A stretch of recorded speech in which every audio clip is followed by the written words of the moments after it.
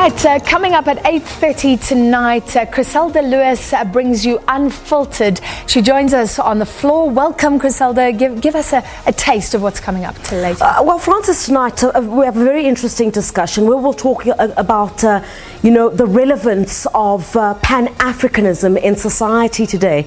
A lot has been said about, what others would term the new face of oppression, where, some have gone as far as to say that, it's African governments that are meting out atrocities against their own people. Have African governments heeded the call for black consciousness? That togetherness. You'd recall, those who championed, black consciousness, your Steve Biko's, your Robert Sobukwe's. Has black consciousness died?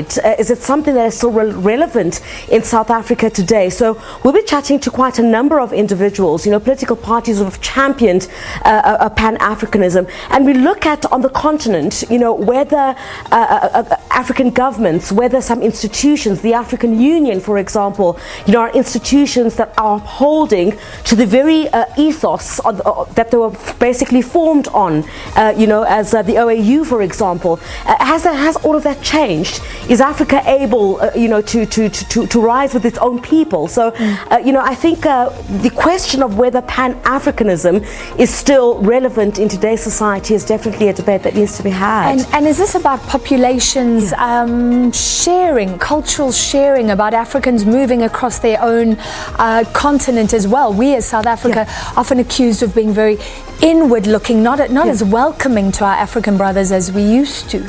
Look, more, Francis, what we will be discussing is, whether, governments on the continent have a commonality of interest. Many are saying that Pan-Africanism, those who say it is dead, are saying it is dead on the basis that, African governments don't have a commonality of interest, and instead of having, that uplifting of Africa and its people, instead you have things such as corruption and looting from their very own people that has continued. So, the focus of our discussion is more towards that end, and what then needs to be done. Perhaps we'll get some answers from our guests this evening about what needs to be done to ensure that the values of those like Stephen Bantu Biko as well as Robert Sobukwe continue on the African continent, and how does it just not die?